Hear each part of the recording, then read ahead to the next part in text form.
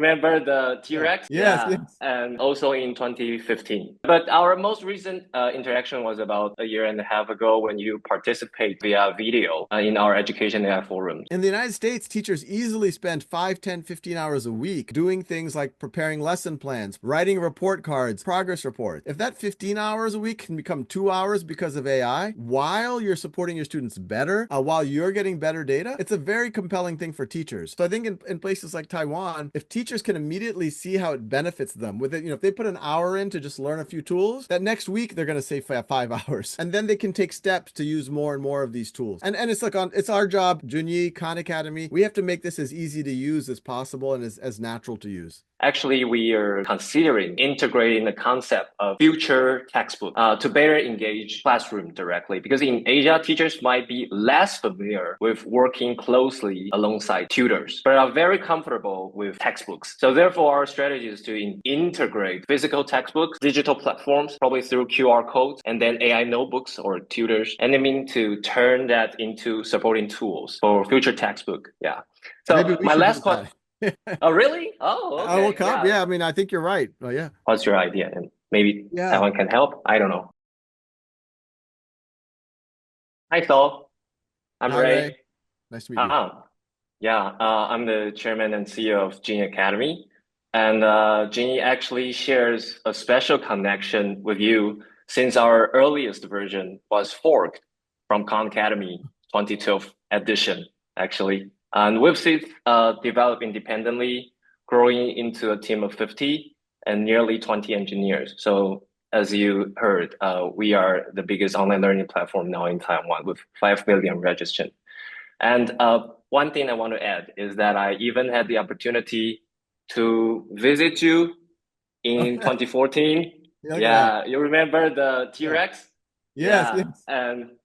And also in 2015. Oh, Yeah, yeah, but right. it's been so long, so you probably don't remember. Yes, yeah. Yeah, but our most recent interaction was about a year and a half ago when you participate via video in our education AI forum. So although you weren't physically present, but I guarantee you everyone listened attentively. So today the most important thing is that I'm reaching out to you with a few questions, wearing my triple hat as an educator, a parent, and a Taiwanese edtech social entrepreneur. So my first question is, Khan Academy has inspired learners and educators around the globe. Yet there's still concern regarding the impact of excessive screen time on children. So when using tools like Khanmigo or other AI-driven digital learning platform, how do you address concerns about overuse? And how can we ensure that digital tools are being used beneficially rather than being misused? Yeah. Yeah, super, super important question. So there's a couple of layers to it. I think in moderation, digital tools, screen time is neutral and it can be used for different things.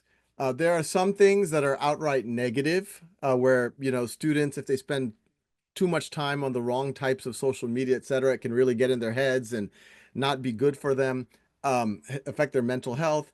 There's other things that, okay, it's okay for people to have, we all like to watch a TV show or see a YouTube video or something every now and then. You could view it as, just relaxation time. And then there's productive uses. Most of us now in our day jobs, if you're a software engineer, you're on a screen most of the day. If you're writing something, if you're editing video, and if you're learning, whether it's, Dream Academy, if it's Khan Academy, that's productive time. And we have efficacy studies there. And so what I tell people, it's all about how you're using it. And even if you're using it well, to do it in moderation. And look, this isn't a new idea. Even a book, when I was growing up, my sister, if you let her wake up in the morning and just read a book, she would do that the whole day and then she'll go to sleep. She'll read for 16 hours straight. And most of us want our kids to read books more. But that was too much. She was getting too much page time. And she needed to go outside and she needed to exercise and she needed to see her friends. So similarly, yes, if a student gets addicted to Dream Academy, to Gene Academy, to Khan Academy, yes, the parent needs to make sure that they do other things, that they spend time with their friends, etc.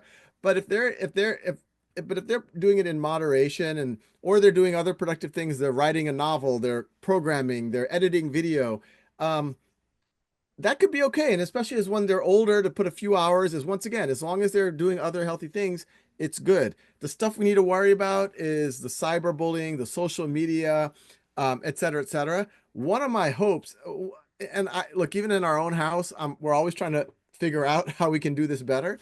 But I'm actually hoping that the old tools for monitoring students are very dumb and very blunt. They can't really Yes. monitor.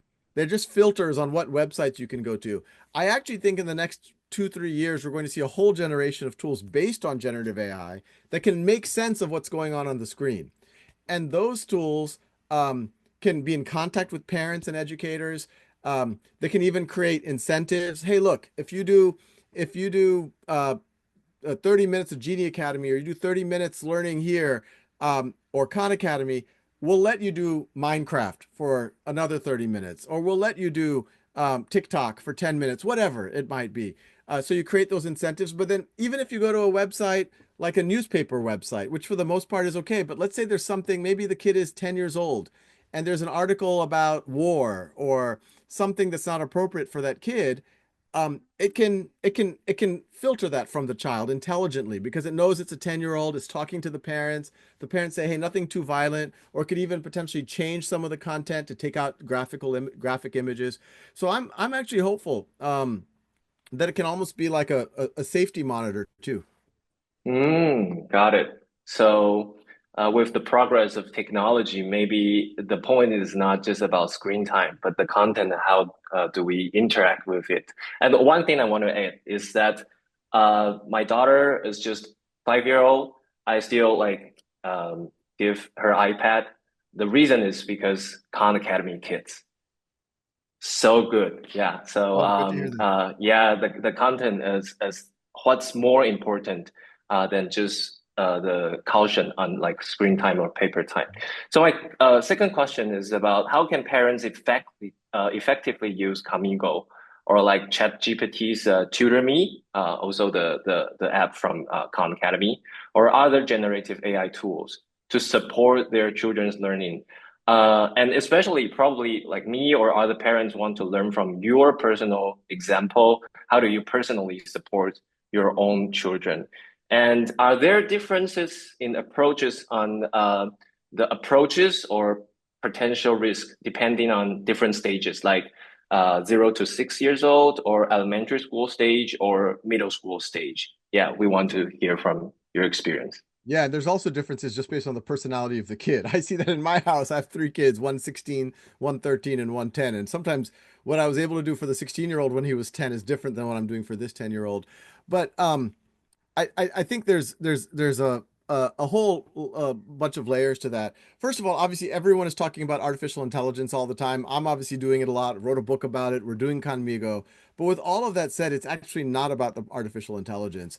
For Mm, us at Khan Academy, and I'm sure for y'all as well, people know us for our videos, but the real learning happens when students do practice on our platform and then get that feedback. yes. And it's not practice on anything. It has to be practice on stuff that's a little bit challenging, but not too challenging. You could call it your learning edge or your zone of proximal development.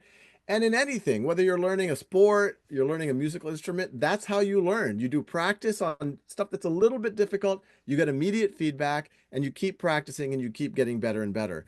And so even before artificial intelligence, there's been many efficacy studies on Khan Academy where if kids put in even an hour a week, they're growing more.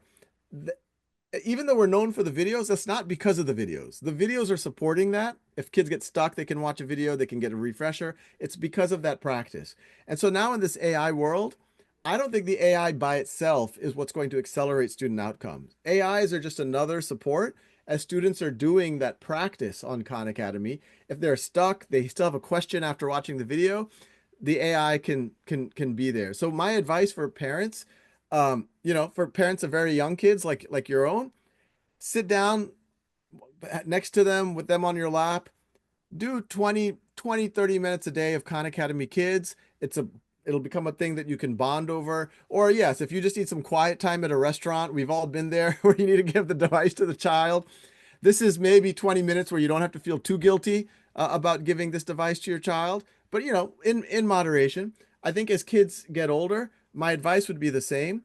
if you can, and I try to do this with my kids, we do this at our school as well. If kids are able to do Khan Academy at an appropriate level, do the practice with the feedback, even if they're doing 20 minutes a day for say 5 days a week, they're going to see pretty dramatic outcomes over the course. We're seeing some cases of kids doing 2, 3 grade levels a year and really learning it. In terms of kids' personalities, my oldest, he was into it and he was very compliant. If I told him, he Mm-hmm. would do it. Mm-hmm. And now that he's 16, he's moved ahead in math, etc. He finds the AI, and I don't even have to tell him. He's doing more advanced level math, and he's able to use the AI if he has really deep questions about physics or differential equations or things like that. And so that's great. He's able to answer those questions. That's how I use it too, personally. Um, for my for my younger kids, 13 and 10, they're not quite as motivated, so I have to be on top of them a little bit more. My 10-year-old, if we're not careful, will say, he's like, "Can I use the computer?" We're like, "Only if you do Khan Academy or Duolingo." He's like, "Yes, I'm going to do that." We're not careful. We go back in 40 minutes. We see he's on YouTube and he's watching someone, opening a present or something. And we're like, "Hey, what's going?" So we have to be on top of him a bit. We have to create incentives for him.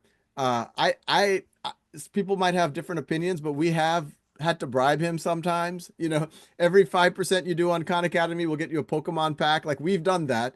He's not into Got it. Pokemon as much anymore, but doing that regular practice, the same thing. We have to do the same thing with piano practice. My oldest one, he would do that 20, 30, 40. He'll do an hour a day easily, 2 hours a day. My youngest, barely, we have to force him to do it. But anything in life, it's all about regular, deliberate practice. Even if you're able to put in 10, 15, 20 minutes a day, over time, it really starts to pay a lot of dividends.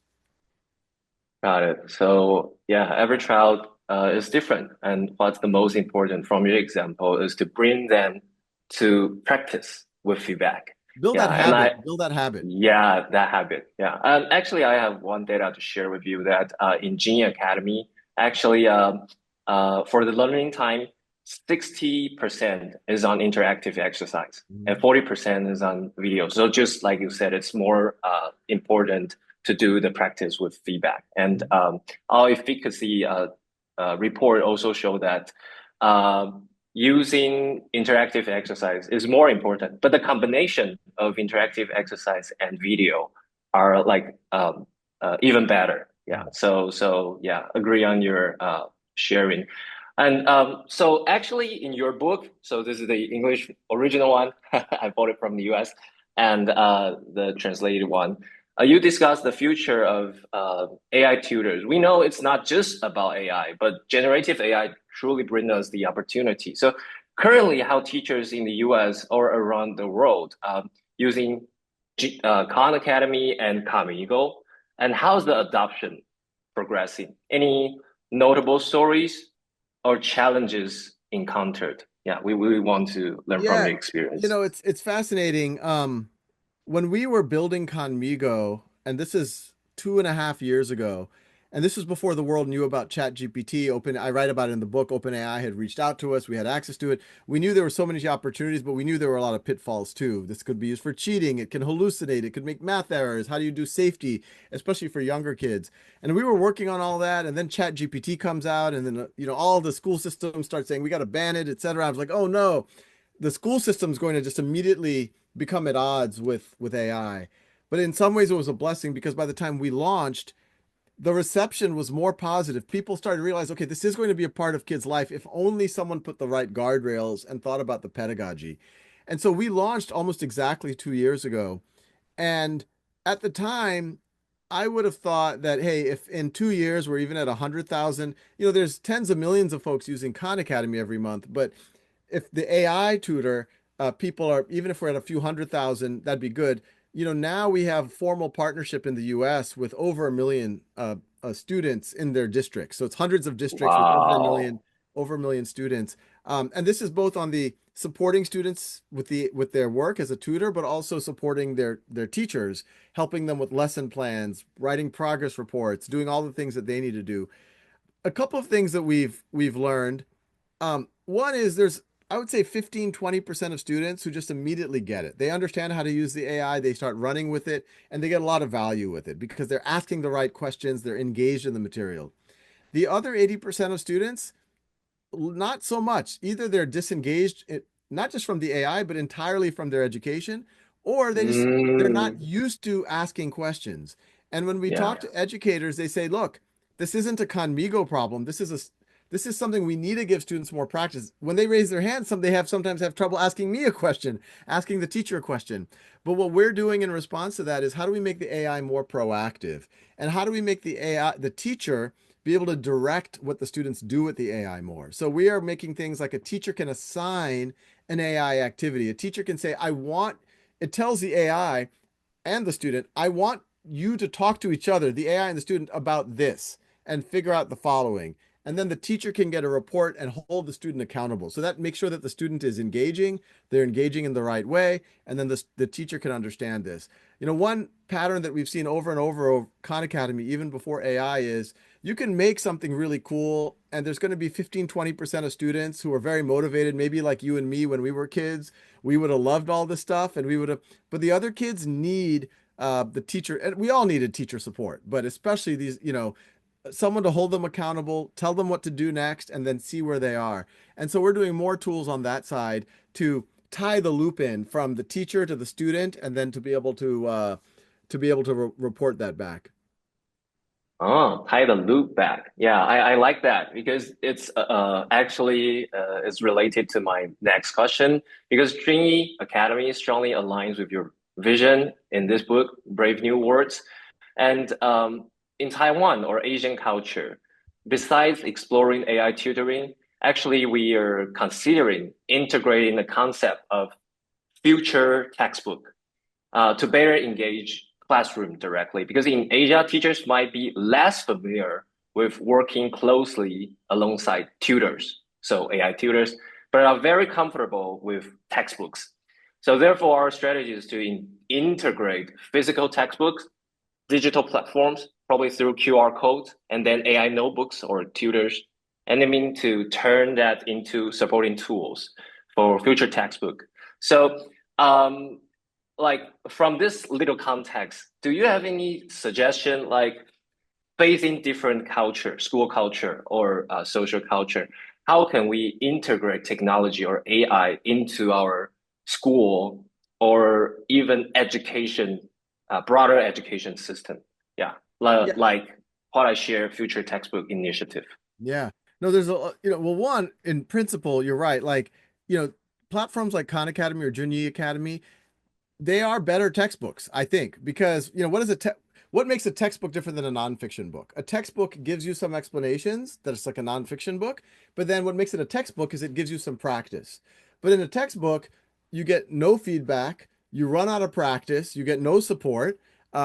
Usually the teacher gets no data on what you did, unless Yeah. they walk around and look at your notebook. So already before AI, Khan Academy, Junyi Academy, we give text explanations. That's just as good as a textbook, but then we also give video explanations. That's better than a textbook that you can pause, you can repeat. And then the practice we give is better than a textbook because you get as much practice as you need. You get immediate feedback. The hints, the solutions are there. And then you layer AI onto it. That's way better because now you can ask any question about a video, about an exercise. You can eventually even have much more dynamic simulations, etc. So in theory, not in theory, in practice, we really don't need, in certain cases, a paper textbook is nice. For certain cases, maybe for younger kids, a workbook to be able to do some handwriting and things like that. But as you get older and older, textbooks really make sense as a reference, not as what you do. And look, we're working on this at Khan Academy. I'm sure y'all are looking at it at Junyi, where if kids are able to show their work on a tablet, the AI can make sense of that. That's not on Khan Academy yet, but it will be in 2 or 3 years. So it's going to be better. But the question is, how do you get people to accept that? One is, we have to show cases. Like we have a lab school. Our school doesn't have textbooks. We're using, they read books, physical books, like, like this, but they don't need textbooks. They have Khan Academy, they have other things. So I think that's one example. If good schools start doing this, I think the other really powerful thing is in ed tech in the past, teachers have so much on their plate. And no matter how good the ed tech tool is, no matter how good the efficacy studies are, you're always going to teachers and saying, hey, here's something new for you to learn. And you have to somehow put it in your classroom and it's more work for them. And a lot of them try, but it's hard. AI is the first time where, yes, it is a new thing to learn, but we can tell the teachers, but it's going to save you time.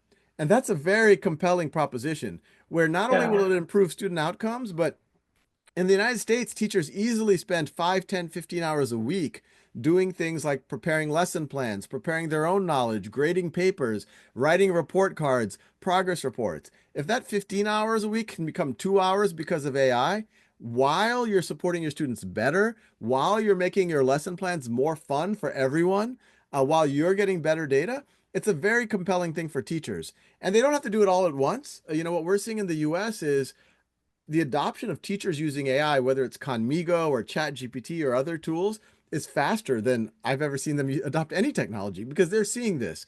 So I think in places like Taiwan, if teachers can immediately see how it benefits them with it, if they put an hour in to just learn a few tools, that next week they're going to save 5 hours.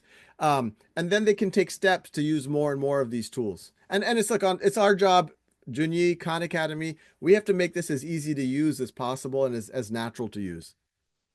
Yeah, yeah, I totally agree. And I think the interesting part in Taiwan's experience is that it's easier to engage probably the first 10 to 15% of teachers. They are like the early adopters. They intuitively think generative AI can help them. But at the same time, there are still like 80% of teachers, they are still like really into or being used to use traditional textbook. So we later found out if we give them physical paper sheet with QR code on that, it's easier for them. They think they are using physical one, but they later found, oh, their student can easily use QR code to go to Junyi Academy and help them to like watch videos, to do interactive exercises. And later they can accept, oh, this can help me. So this is a tricky way that we use the physical book to help them to get into the digital one. Yeah. Maybe So we my should last do question. that. Oh, really? Oh, I will okay. come. Yeah. Yeah, I mean, I think you're right. Oh, yeah. Yeah, yeah. Well, yeah, if you want more experience, maybe I can share later in the future. It's very interesting. We saw, especially for the middle school, the adoption rate is a lot different than elementary school because the test system in Taiwan or in Asia. So that's one is Khan Academy's vision and mission is to provide a free world-class education to anyone, anywhere. We really admire it there. And given your global reach, what types of collaboration have you pursued with countries inspired by you? And could you share any like noteworthy international examples, like I don't know, India or anywhere, of digital learning and education AI implementation? And because if we aim to genuinely expand to anywhere, including Asia or even Taiwan or broader Chinese speaking community. Do you have any suggestion on accelerating global adoptions? Perhaps, I don't know, open sourcing or uh, whether establishing a for-profit arm like OpenAI or even acquiring international organizations, such what you did with DuckDuckMoose, and then turn into Khan Academy Kids, and then to ensure Brave New Words truly take root everywhere. That's my personal curiosity because the great mission, and I personally want to see it happen. And yeah, what's your idea? And maybe Yeah. Taiwan can help. I don't know. No, the way that and look, we're always open to help. The way that we've tried to scale internationally is there's people in almost every country in the world who are interested in our mission. And we know from California, we can't serve everyone. In fact, we shouldn't serve everyone. So what we've done is we have this program called ConX, where we have groups in other countries, usually funded by some of the top philanthropists in those countries. So in Brazil, we have the Lemon Foundation, which is kind of like the Gates Foundation of Brazil. In Yeah. India, we have Tata Trust. And so we have ConX in Philippines as well, and Vietnam. We're launching one in Pakistan. We're probably going to launch one in the Middle East. And so what happens is those groups, they fund it locally and they take over all the localization efforts. And then they do the on the ground work to work with school districts, ministries of education, et cetera, to get adoption. So we just started doing this in the Philippines about a year and a half ago. And Oh, they're scaling really, really, really well. And some of the stories that we've seen, and one story that's really jumped out at me, and this isn't from a Connex, this is just from a student internationally. This is actually the second story like this. I was giving a talk at a virtual talk at MIT a month ago, and there was a student in the room who grew up in Afghanistan, a young girl. Taliban obviously does not allow young girls to go to school, so Khan Academy was her school. wow. So she just learned on Khan Academy. And then we have another nonprofit called Schoolhouse.world, which is a platform for teaching each other, where you can go on Zoom and tutor other people and you get a reputation. But it also has a mechanism to prove what you know, where you record yourself, etc. Because we had to show, how do you know that you can be a tutor? Well, it turns out at 40 universities now in the United States, including MIT, Caltech, Yale, Brown, University of Chicago, use this, are willing to use this for admission. So she was able to use that without a high school diploma, anything, to get into MIT. And that's why she was in that room. So, when I see stories like that, I just imagine how many other kids there are around the world who just need a little bit of help. And ideally they have access to a school, but in a lot of cases, they might be in Taliban controlled Afghanistan, or they're in some rural village, and we want to be able to, raise the ceiling, raise the floor for them. Wow, that's very inspiring. Yeah, thank you for your insightful sharing. And Saul, we truly hope that you will have the opportunity to visit Taiwan someday. And we'd love to take you to see like TSMC, actually our most important donors. Yeah. So yeah, anything you want to add at the last part to the audience in Taiwan, parents, teachers, education, social entrepreneurs, anything you want to add? Yeah. Well, no, I mean, the work y'all doing is great, and I would love to come to Taiwan in the not too far future. But what I tell everyone, because it's very easy to be worried about a lot of things in the world, including AI, including education, and there are good reasons to be worried.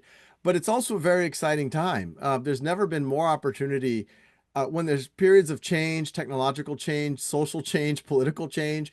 It's the time where entrepreneurs can really make an impact. And old institutions will go away, new institutions will come, and whether it's going to be a utopian or dystopian scenario with AI or otherwise, it isn't a flip of a coin. It depends what good people try to do. So if good people try to amplify their good intent using AI, using technology, we have a really good shot. So anyone listening, this is the time to start rolling your sleeves up and start making things and try to get it out there. Thank you, Saul. Give me 30 seconds. I want to share one thing back to you. You personally inspired me when I was still in medical school in NTU back in 2010. And then I saw your TED Talk, and then I began to try to record YouTube tutoring video, just like you. So that's how I joined Junyi Academy. So thanks for your inspiration to me personally and to many people in Taiwan and around the world. Thank you so much. I'm honored. No, thank you.